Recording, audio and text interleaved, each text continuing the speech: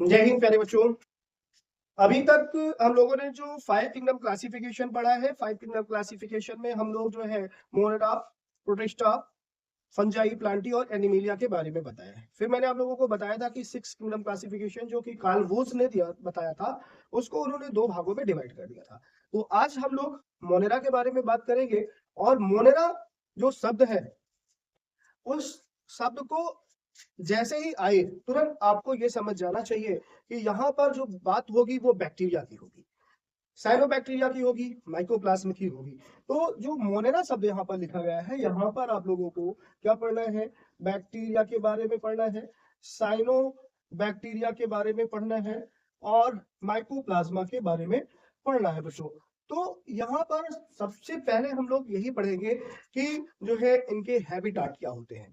तो एनसीईआरटी क्या करती है, इनके हैबिटाट के लिए एक वर्ड यूज करती है। उस हैबिटाट के लिए एक वर्ड है, हैबिटाट के लिए एक वर्ड यूज करती है कॉस्मोपॉलिटन। कॉस्मोपॉलिटन वर्ड यूज करती है, ठीक है बच्चों। कॉस्मोपॉलिटन वर्ड यूज करती है, कॉस्मोपॉलिटन, ठीक है। कॉस्मोपॉलिटन का मतलब क्या हुआ कि ये पाए जाते हैं कहां पर? हर जगह पर पाए जाते हैं, सभी जगहों पर पाए जाते हैं, सभी जगहों पर पाए जाते हैं ये। आप ये समझ लीजिए कि सभी जगहों पर पाए जाते हैं, इसके लिए एनसीईआरटी ने कॉस्मोपॉलिटियन वर्ड यूज किया है। सभी जगहों पर मतलब ये हुआ कि ये ऐसे जगह पर भी पाए जाते हैं जहां पर जीवन संभव नहीं है, जहां पर जीना मुश्किल हो जाए लोगों का, वहां पर भी ये पाए जाते हैं। तो अगर बात करें कि कहां पर पाए जाते हैं, तो ये हॉट पानी में भी पाए जाएंगे, ठीक है, कोल्ड वाटर में भी पाए जाएंगे, ये इंटेस्टाइन में भी पाए जाते हैं, ठीक है, और पत्थरों पर भी ये देखने को मिलते हैं। तो अगर बात करें यहाँ पर hot spring, intestine, desert, cold temperature, deep ocean, snow, यहाँ सब पर ये पाए जाते हैं। अगर इनके शेप की बात करें, इनका शेप कैसा होता है, शेप की बात करें तो यहाँ पर आप लोग याद रखिए कि इनका जो शेप है वो 2 से 5 माइक्रोमीटर के बीच हो सकता है। उनका जो आकार है वो 2 से 5 माइक्रोमीटर का हो सकता है, और 1 माइक्रोमीटर बराबर आप लोगों ने 10 की पावर -6 मीटर पढ़ा है। तो आप सोच सकते हैं ये कितने छोटे हैं, इनको आप नेकेड आई से नहीं देख सकते हैं, ठीक है। यो एक और क्वेश्चन है यहाँ पर कि सबसे छोटी बैक्टीरिया कौन सी होती है और उसका आकार कैसा कितना होता है। तो बच्चों ये याद रखना होगा, माइकोप्लाज्म एक शब्द है, माइकोप्लाज्म याद रखिए, और का आकार जो होता है वो 0.3 माइक्रोमीटर का होता है, और ये सबसे छोटी बैक्टीरिया है, ये चीज आप लोग याद रखें, ठीक है। स्मॉलेस्ट बैक्टीरिया जिसे पीपीएलओ भी आप लोगों ने पढ़ा होगा, ठीक है।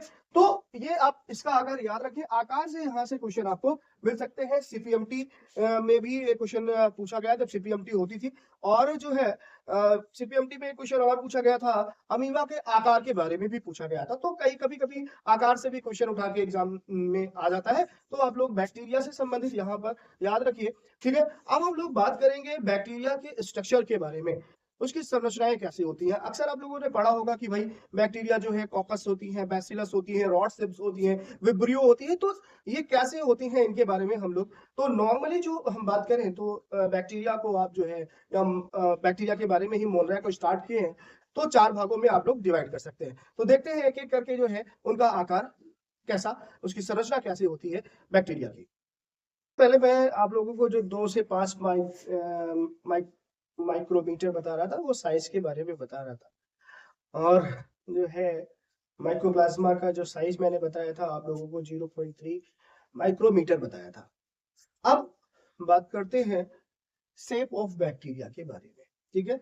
यहाँ पर मैंने आप लोगों को दिख रहा होगा आप लोगों को कि जो बैक्टीरिया का जो शेप है वो स्फेरिकल होगा, रॉड शेप हो सकता है, विब्रियो हो सकता है, स्पाइरल हो सकता है। अगर स्फेरिकल है तब उसको हम क्या कहते हैं? कॉकस कहते हैं। और ये कॉकस जो है 3 प्रकार के होते हैं। कॉकस की संरचना ऐसे होती है, इस तरीके से होती है, ठीक है। और डिप्लोकॉकस का मतलब क्या हुआ? 2 कॉकस होंगे, तो इसको हम डिप्लोकोकस कहेंगे। स्टेफिलोकोकस कब कहेंगे? जब ये चेन लाइक स्ट्रक्चर इस तरीके से आप लोगों को कई कॉकस देखने को एक चेन के रूप में दिखाई देंगे, तब इसको हम क्या कहेंगे? इसको हम स्ट्रेप्टोकोकस के नाम से जानेंगे। लेकिन जब यही जो है स्टेफिलोकोकस कब कहलाएगा? जब ये अंगूर के गुच्छे के नुमा हो जाएगा, तब ये स्टेफिलोकोकस कहलाएगा। ये चीज आप लोग याद रखिएगा कि स्टेफिलोकोकस का आकार कैसा होता है? अंगूर के गुच्छे नुमा होता है। स्टेप्टोकोकस का आकार चेन की नुमा होता है। और जबकि डिप्लोकोकस क्या होते हैं? दो कोकस एक साथ हो जाए उसे हम डिप्लोकोकस के नाम से जानते हैं। दूसरा, यहाँ पर जो रॉड से बैक्टीरिया होती है उसको हम बैसिलस के नाम से जानते हैं। और जो जैसे लैक्टोबैसिलस बैक्टीरिया कैसे होगी? रॉड से होगी। ये चीज आप लोग याद रखिए। विब्रियो जो बैक्टीरिया होती है, विब्रो कॉमा से बैक्टीरिया होती है। विब्रो कॉलरी आप लोग याद रखिएगा, जिसकी वजह से जो है कॉलरा बीमारी होती है, वो कॉमा से होती है, ये याद रखिएगा आपका। स्पाइरुलम जो होती है वो कुंडली नुमा बैक्टीरिया होती है, कुंडली बनी हुई होती है। इस तरीके से आप जो है सेब के बारे में पढ़ लीजिए। तो फिर से मैं आप लोगों को 4 सेब बता रहा हूँ। कौन कौन से? जो है कॉकस, जो है रॉड सेब, कॉमा सेब, और जो है कुंडली सेब। यहाँ पर स्फेरिकल होगा तो कॉकस, रॉड सेब होगा तो जो है आपका बैसिलस, विब्रियो होगा तो कॉमा सेब, और स्पाइरुलम कुंडली नुमा, ये बैक्टीरिया इस आकार में पाई जाती है। अब बात करते हैं किसी बैक्टीरिया की संरचना के बारे में कि बैक्टीरिया की संरचना कैसे होती है। स्ट्रक्चर ऑफ प्रोकैरियोटिक सेल की या फिर बैक्टीरिया सेल, क्या क्या पाए जाते हैं इसके बारे में आपसे बात करेंगे। और जो जो संरचनाएं पाई जाएंगी उनके बारे में यहाँ पर मैं आपको प्रोकैरियोटिक सेल बनाकर दिखा दूंगा, ठीक है।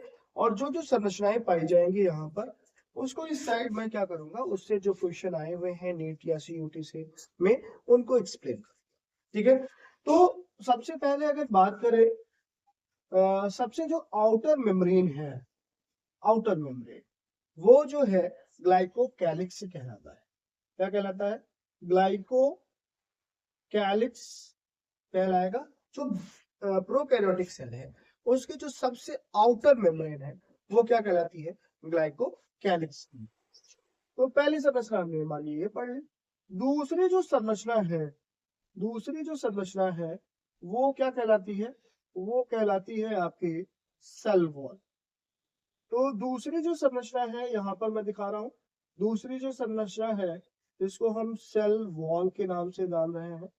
और इसी के अंदर एक संरचना पाई जाती है जिसको हम जो है जिसको हम यहाँ पर प्लाज्मा मेम्ब्रेन के नाम से जानते हैं। प्लाज्मा मेम्ब्रेन के नाम से जानते हैं, मेम्ब्रेन के नाम से जानते हैं। ये जो प्लाज्मा मेम्ब्रेन है यूकैरियोटिक और प्रोकैरियोटिक सेल दोनों में सेम होती है, ये याद रखिएगा। इसके यहाँ पर सरफेस पर मान लीजिए यहाँ पर कुछ हेयर लाइक स्ट्रक्चर्स पाए जाते हैं जिसको हम फ्लैजेला के नाम से जानते हैं। फ्लैजेला के नाम से प्लाज्मा मेम्ब्रेन हो गई, फ्लैजेला के नाम से जानते हैं। इस पर जो है हेयर लाइक स्ट्रक्चर्स पाए जाते हैं जिसे हम पिलाई के नाम से जानेंगे, ठीक है। हेयर लाइक स्ट्रक्चर होंगे जिसको हम पिलाई के नाम से जानेंगे। ये मान लीजिए जो है चौथा स्ट्रक्चर आपका हो गया, ये पांचवा स्ट्रक्चर हो गया। इसके बाद यहीं पर इस पिलाई से थोड़ी सी बड़ी बड़ी संरचनाएं पाई जाती है जिसको हम जो है फिब्री के नाम से जानते हैं। FIBRIA, फिब्री के नाम से जानते हैं। इसके बाद यह जो आपका ये प्लाज्मा मेम्ब्रेन है, ये प्लाज्मा मेम्ब्रेन कहीं कहीं पर ऐसे मुड़ा हुआ उठा हुआ होता है जिसको हम मीजोसोम के नाम से जानते हैं। ये आपका जो है छठा स्ट्रक्चर हो गया। सातवां जो स्ट्रक्चर है वो मीजोसोम हम देख रहे हैं, मीजोसोम। इसके बाद यहाँ पर डीएनए की एक स्थिर जगह पर पाए जा रहे हैं, ठीक है, जिसको हम 8वीं संरचना दे रहे हैं, न्यूक्लियोइड कह रहे हैं, न्यूक्लियोइड के नाम से जान रहे हैं बच्चों, न्यूक्लियोइड के नाम से जान रहे हैं, न्यूक्लियोइड के नाम से जान रहे हैं। इसके बाद इसके अंदर जो है एक और सर्कुलर संरचना पाई जाती है, जिसको हम प्लाज्मिड के नाम से जानते हैं, प्लाज्मिड के नाम से जानते हैं। और यहाँ पर एक संरचना ऐसे भी पाई जा रही है जिसको हम राइबोसोम कह रहे हैं, 10वां स्ट्रक्चर ये राइबोसोम कहा जा रहा है इसे। और जो है यहाँ पर कुछ इनसॉल्युबल पार्टिकल्स लाइक स्ट्रक्चर पाए जाते हैं, जिनको हम जो है इंक्लूजन बॉडी के नाम से जान रहे हैं, इंक्लूजन इंक्लूजन बॉडी के नाम से जान रहे हैं। तो ये तो हमारी संरचना हो गई किसकी, प्रोकैरियोटिक सेल की, या फिर आप बैक्टीरिया के सेल के बारे में बता सकते हैं।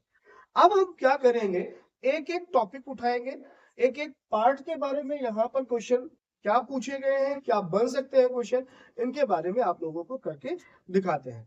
तो आप लोग कॉपी पेन उठा लीजिए और नोट्स बनाना शुरू कर दीजिए इस सेल के बारे में।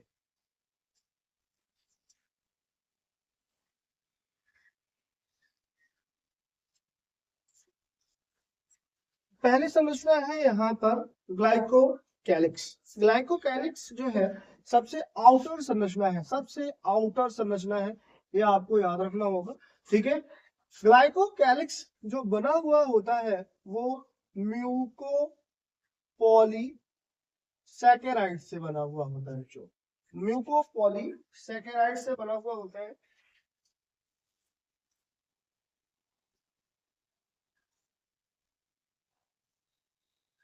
म्यूकोपॉलीसैकेराइड से बना हुआ ये ग्लाइकोकैलिक्स जो है अगर टफ हुआ और हार्ड हुआ तो ये फॉर्मेशन करेगा जो है कैप्सूल का। यहां पर ध्यान रखिए, अगर ये जो है टफ हुआ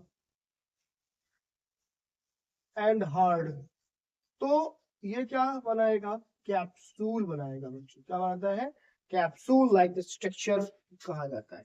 और ये कैप्सूल जो है ये पैथोजन काज करता है, ये बीमारियां उत्पन्न करता है, ठीक है। तो ये क्या करेगा, प्रिवेंट जो है ये पैथोजन करेगा। और अगर जो है ये थिन एंड स्लिमी हुए, ठीक है, दो तरीके हो सकते हैं इसके, ये थिन एंड स्लिमी हो सकती है, हार्ड और टफ भी हो सकती है। हार्ड और टफ होगी तो ये क्या करेंगी, कैप्सूल का फॉर्मेशन करेंगे। और स्लिमी लेयर अगर होगी तो ये कैसी होंगी, स्लिमी लेयर आप कह सकते हैं यहाँ पर, स्लिमी स्लाइम लेयर अगर होगी तो जो है ये कैसी होंगी, लूज एंड थिन होगी, ये याद रखिए आप लोग। स्लिमी होगी, स्लिमी होंगी, चिपचिपी इसका मतलब है चिपचिपी, चिपचिपी होंगी। और इट प्रिवेंट फ्रॉम डिसिकेशन, ठीक है। और इसके बारे में आपको मैंने बता ही दिया, प्रोवाइड पैथोजेनिसिटी, ये क्या करेगी, प्रोवाइड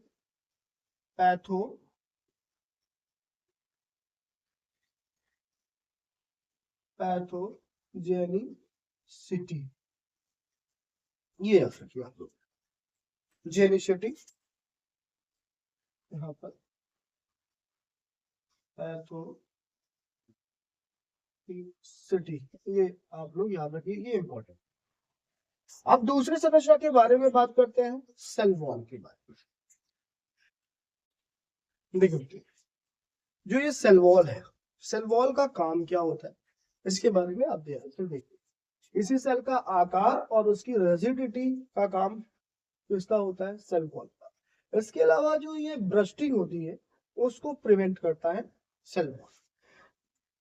इसके अलावा सेल वॉल से क्या क्वेश्चन पूछे जाएंगे, जो ये सेल वॉल है यू प्रोकैरियोटिक सेल का, ये किससे बना हुआ होता है।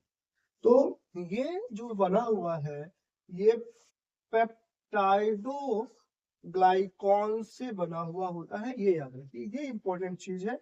कि जो प्रोकैरियोटिक सेल है या बैक्टीरिया की सेल वॉल है वो किससे बनी हुई होती है? वो किससे बनी हुई होती है? पेप्टाइडोग्लाइकॉन से बनी हुई होती है। अब ये पेप्टाइडोग्लाइकॉन होते क्या? ये पेप्टाइडोग्लाइकॉन जो है मॉडिफाइड मॉडिफाइड कार्बोहाइड्रेट कार्बोहाइड्रेट और प्लस एमाइनो एसिड है। ठीक है, इन दोनों के मिश्रण से ही किसका फॉर्मेशन होता है? पेप्टाइडोग्लाइकॉन का फॉर्मेशन होता है। अब यहाँ पर दो क्वेश्चन और भी आपके बनेंगे। ये बीटा डी ग्लूकोज जो है मॉडिफाई होगा, बीटा डी ग्लूकोज, बच्चों देखो ध्यान से, बीटा डी ग्लूकोज, ये है beta D glucose, beta D glucose, ये मॉडिफाइड होगा, मॉडिफाई होगा तो ये फॉर्मेशन करता है नैग जिसे कह रहे हैं एन एसिटिल ग्लूकोसामीन, इसका पूरा नाम एन एसिटिल ग्लूकोसामीन। तो आप लोग इसका फुल फॉर्म भी याद रखिएगा, फुल फॉर्म भी पूछे जाते हैं कि नैग का पूरा नाम क्या है, तो एन एसिटिल ग्लूकोसामीन है। और ये जब एन एसिटिल ग्लूकोसामीन मॉडिफाई होगा तो ये फॉर्मेशन करता है नैम का। तो इसका फुल फॉर्म है एन एसिटिल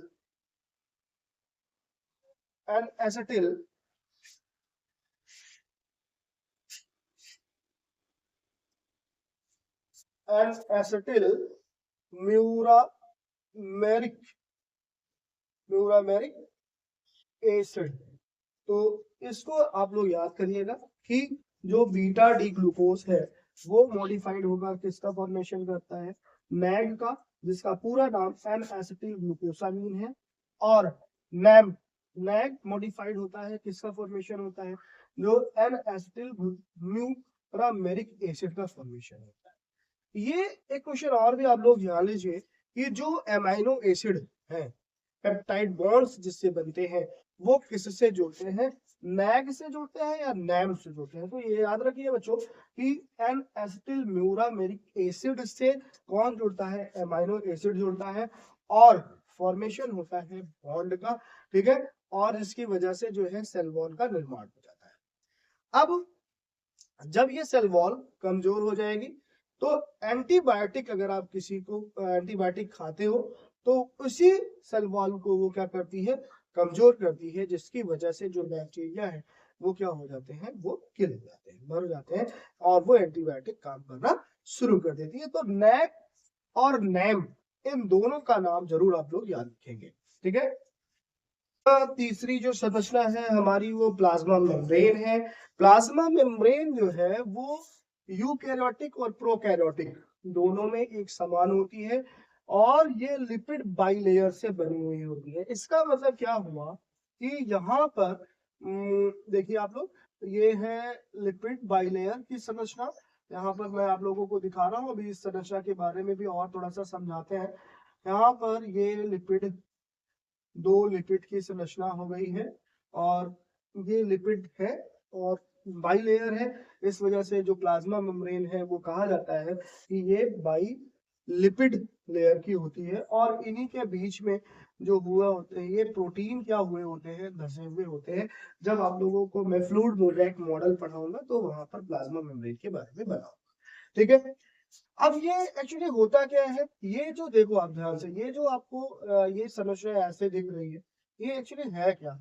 आप लोग देखे होंगे कि जो है ग्लिसरॉल, ग्लिसरॉल का फॉर्मूला जो है CH2OH और CHOH और CH2OH, इस तरीके से ये ग्लिसरॉल का फॉर्मूला है। ठीक है, इस ग्लिसरॉल पर क्या हो जाए? फैटी एसिड आकर क्या करे? इन दो ग्लिसरॉल पर फैटी एसिड आकर जुड़ जाए। ठीक है, तो जो है होगा क्या? और इस पर कौन आकर जुड़ जाए? फॉस्फोरिक समूह जुड़ जाए, फॉस्फेट समूह आकर जुड़ जाए, फॉस्फेट समूह जुड़ जाए। ठीक है, फॉस्फेट समूह जुड़ जाए तो इसकी जो संरचना बनेगी कुछ इस तरीके से आकर बन जाएगी। मान लीजिए ये आपकी ये संरचना फॉस्फेट समूह हो गया और इस पे देखिए 2 लिपिड संरचना जुड़ रही है ना। तो यहाँ पर आप क्या करेंगे भाई, ये एक संरचना जुड़ी फैटी एसिड की, दूसरी भी संरचना क्या हुई, फैटी एसिड की जुड़ी, फैटी एसिड जुड़ गए। तो ये जो आपको ये संरचना दिख रही है, ये फैटी एसिड की दिख रही है, और जो ये संरचना आपको दिख रही है, ये किसकी संरचना दिख रही है, ये फॉस्फेट समूह की संरचना दिख रही है। ठीक है, अब इनमें अगर पूछा जाए कि वाटर सॉल्युबल कौन होता है, वाटर इनसॉल्युबल कौन होता है, या फिर आप कह दें ये हाइड्रोफोबिक इन नेचर कौन होता है, और जो है हाइड्रोफिलिक इन नेचर कौन होता है। तो जो आप लोगों को फॉस्फेट समूह है वो हाइड्रोफिलिक इन नेचर होता है, और जो फैटी एसिड है वो हाइड्रोफोबिक इन नेचर होता है। ये आप लोग अपने कॉपी पेन उठाकर इन चीजों को नोट कर लेंगे। अगली जो संरचना है हमारी, वो चौथी संरचना है जिसके बारे में हम पिलाई कह रहे हैं, पिलाई के बारे में पढ़ना शुरू करते हैं। हम बात करें पिलाई और फिब्री की। पिलाई जो होती है वो संख्या में कम होती है, जबकि फिब्री जो होती है वो अधिक होती है। पिलाई की जो आकार होते हैं वो ट्यूब लाइक होते हैं, जबकि फिब्री का आकार जो होता है वो ब्रश के नुमा होता है। अब बात करते हैं फ्लैजला के बारे में। फ्लैजला के सहायता से ही ये जो बैक्टीरिया है ये मूवमेंट करते हैं, तो मोटिलिटी के लिए जो है फ्लैजला जिम्मेदार होता है। इस फ्लैजला को अगर आप बात करो 2-3 भागों में बांट सकते हो, बेसल बॉडी, हुक और फिलामेंटस में।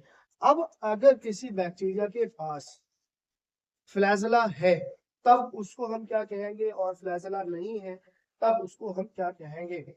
अगर किसी बैक्टीरिया के पास फ्लैजला है तब उसको हम ट्राइकस के नाम से जानते हैं, और अगर फ्लैजला नहीं है तो ए ट्राइकस के नाम से जानते हैं। तो ए ट्राइकस वर्ड पूछा गया है। ए ट्राइकस का मतलब होता है ऐसे प्रोकैरियोटिक सेल जिनमें फ्लैजला नहीं पाया जाता है, और अगर फ्लैजला पाया जाता है तो उसे हम ट्राइकस शब्द यूज करेंगे। तो फ्लैजला के बारे में बात करते हैं अकॉर्डिंग टू ट्राइकस की जो है क्या क्या नाम दिए गए। तो हम लोग बात कर रहे थे ट्राइकस के बारे में। तो ट्राइकस क्या हो रहा है, फ्लैजला होने पर ट्राइकस शब्द का उपयोग किया जाएगा। अगर कोई बैक्टीरिया है एक ही फ्लैजला है तो उसे मोनोट्राइकस, दोनों तरफ फ्लैजला है तो एम्फीट्राइकस, और पूरे बॉडी पर फ्लैजला है तो उसे पेरिट्राइकस, बंच के रूप में एक ही तरफ जो है फ्लैजला है तो उसे सिफेलोट्राइकस, दोनों तरफ बंच में है तो लोफोट्राइकस। यहाँ पर लिखा है मैंने ए ट्राइकस नो फ्लैजला।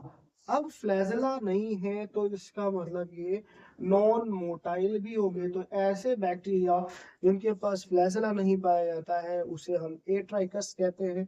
और ए ट्राइकस के बारे में आपसे पूछ सकता है कि क्या ए ट्राइकस मोटाइल होते हैं, तो बिल्कुल नहीं, क्योंकि फ्लैजला नहीं पाया जाता है तो ये नॉन मोटाइल होते हैं। यहाँ पर एग्जाम्पल की अगर हम लोग कुछ बात करें तो यहाँ पर आप साइनो बैक्टीरिया लिख सकते हो। साइनो बैक्टीरिया है, माइकोप्लाज्म है, और जो कोकस बैक्टीरिया है वो भी जो है इसी के अंतर्गत आएंगे। तो इस तरीके से आप इन चीजों को नोट कर लें फटाफट।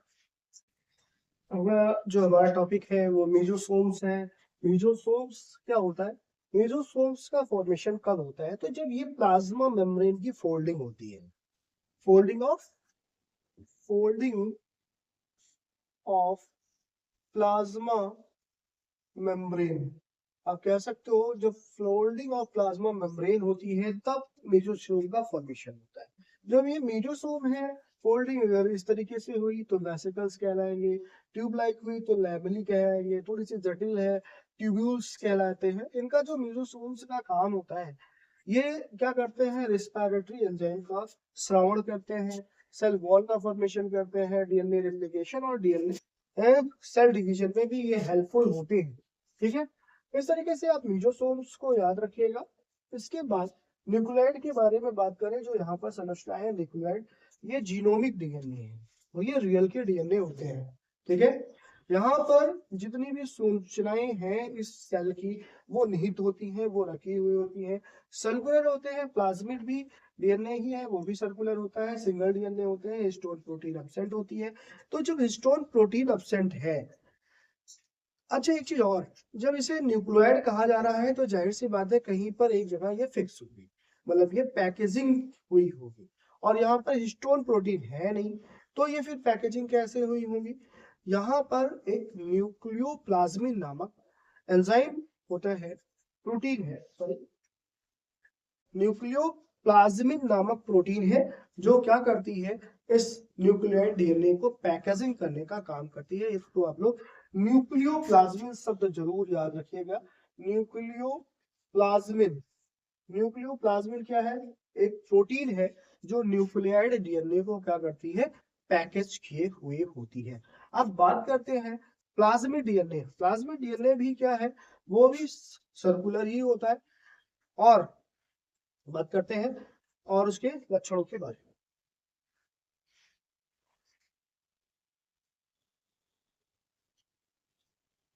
अगला टॉपिक है हमारा प्लाज्मिड। प्लाज्मिड के बारे में बात करें तो प्लाज्मिड जो होता है एक्स्ट्रा क्रोमोसोमल डीएनए होता है, एक्स्ट्रा क्रोमोसोमल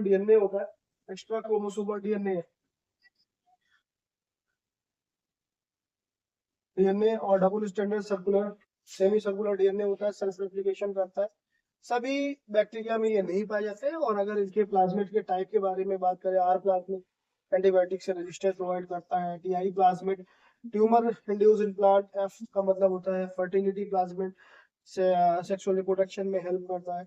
और डिग्रेडेड प्लाज्मिड के बारे में, तो टाइप ऑफ प्लाज्मिड के बारे में आप लोग इतना पढ़ सकते हैं। अब अगली संरचना के बारे में हम लोग बात करते हैं, राइबोसोम के बारे में बात करेंगे और जो है इंक्लूजन बॉडी के बारे में बात करेंगे। इस तरीके से फिर इसकी संरचना कंप्लीट हो जाएगी हमारी।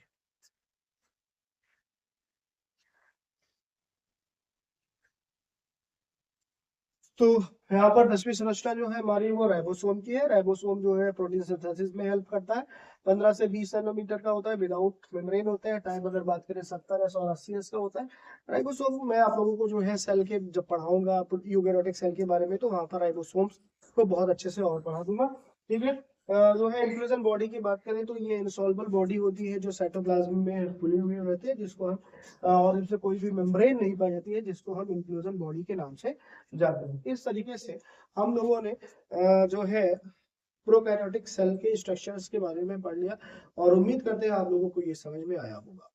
तो आज के लेक्चर में स्ट्रक्चर्स के बारे में हमने पढ़ा है।